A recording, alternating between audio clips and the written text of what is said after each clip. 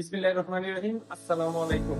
আমরা পাদুয়া শহরের আজকে পাদুয়া সেন্টারের এমন এক জায়গায় আসছি, এমন এক ব্যক্তির সাথে কথা বলতে চাই যিনি পাদুয়াতে অনেক বছর ধরে আছেন, যিনি রাজনীতি, সামাজিক এবং সাংস্কৃতিক অঙ্গনে সুপরিচিত মুখ। উনি শুধু ইটালির পাদুয়া শহরে না, উনি ভেনিস এবং ভেনেতোর মধ্যে আমাদের বিভিন্ন সেক্টরে বিভিন্ন ইয়াতে উদ্যোক্তা হিসাবে তার অবস্থান ক্লিয়ার করছে, অবস্থান পরিষ্কার করছেন। উনি পাদুয়ার বিশিষ্ট ব্যবসায়ী জনাব জাকির হোসেন ভুঁইয়া। উনি খাবারের দোকান এবং কাপড়ের দোকান, একাধিক দোকানের মালিক। একজন উদ্যোক্তা হিসাবে আমরা তাকে আমাদের বাঙালি সমাজ, বাংলাদেশের বিভিন্ন অবস্থান সম্পর্কে দুই তিনটা প্রশ্ন করবো।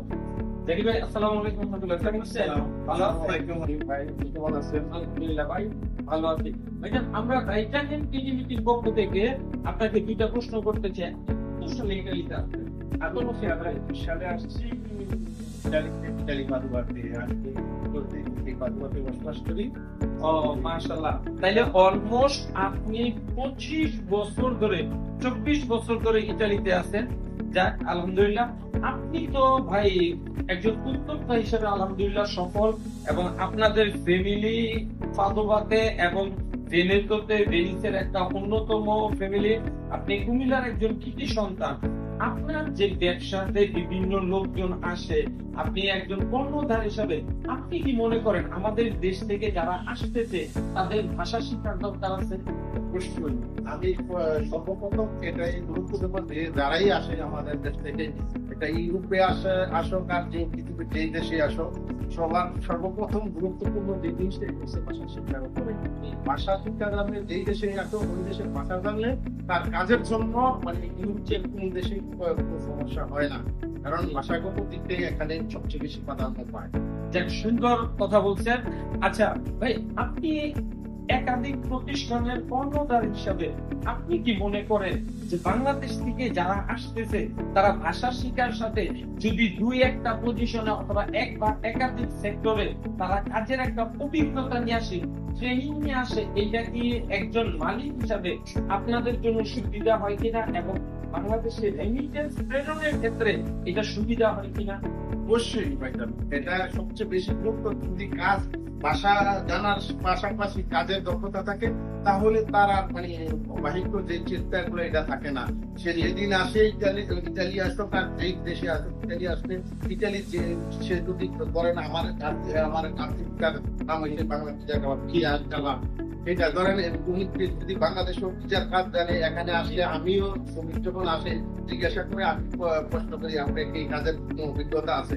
যদি বলে হ্যাঁ ভাই আমি অমুক জায়গায় কাজ করছি, এটার এক্সপিরিয়েন্স আছে আমার, তাইলে আমি তাকে রাখতে বেশি উদ্যুক্ত হই, কারণ সে জানে। যদি অজানা একজন কাজে আসে আমি তাকে দীর্ঘ সময় দিতে হবে, কাজ শিখাতে হবে, এইটা আমার একটা পরিশ্রম। এই জন্য আমি তাকে ওইভাবে গ্রহণ করতে চাই না। এই জন্য আমি সবচেয়ে বেশি দেবো যারাই কাজ করে কাজ জানে। এইটা সব জায়গায়, শুধু আমার প্রতিষ্ঠানে না, সব প্রতিষ্ঠানে, ইটালিয়ান প্রতিষ্ঠানে গেল সে আগে জিজ্ঞাসা করে সিভি দেখে যে তোমার সিভিতে কি লেখা আছে, কোনো কাজের এক্সপিরিয়েন্স আছে কিনা। যদি কাজের এক্সপিরিয়েন্স থাকে ইটালিয়ান বা রেস্টুরেন্ট যেই সেক্টরে যায় ওখানেও তাকে ওইভাবে গ্রহণ করে। এটাই সবচেয়ে বেশি। এখানে সে কাজ জানলে পরে যেদিন আসে ভাষা জানলে 1 মাস পরে সে কাজের কাজ পায়, বড় কাজ পাওয়ার সম্ভাবনা আছে।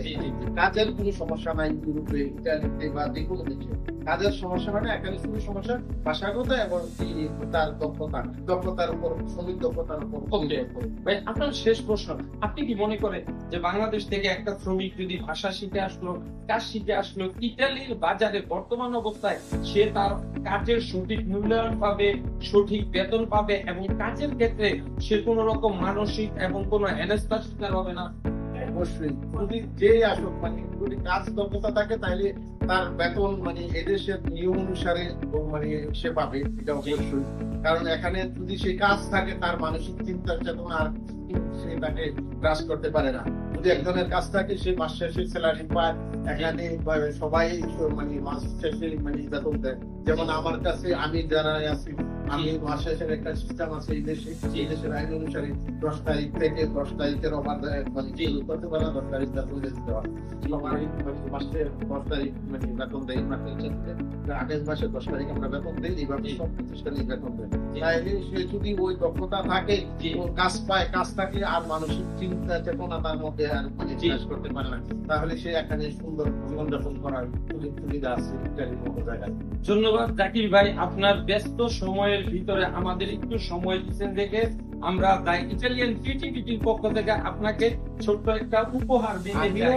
আমিও দ্য ইটালিয়ান ক্রিয়েটিভিটির স্বত্বাধিকারী সিও আরিফ মোহাম্মদ বিন সাইদ ভাইকে আজকের এত সুন্দর একটা দিন আমাকে সময় দেওয়ার জন্য আপনাকে অসংখ্য ধন্যবাদ। জি, আপনাকে একটা ছোট উপহার দিতে চাই আমরা দ্য ইটালিয়ান ক্রিয়েটিভিটির পক্ষ থেকে, এবং আমরা আশা করব বাংলাদেশের অর্থনৈতিক উন্নয়নে আপনি আপনার শ্রমিকদের মাধ্যমে যে ভূমিকা রাখতেছেন এটা অব্যাহত থাকবে ইনশাআল্লাহ। ধন্যবাদ আপনাকে। আপনাকে আসসালামু আলাইকুম।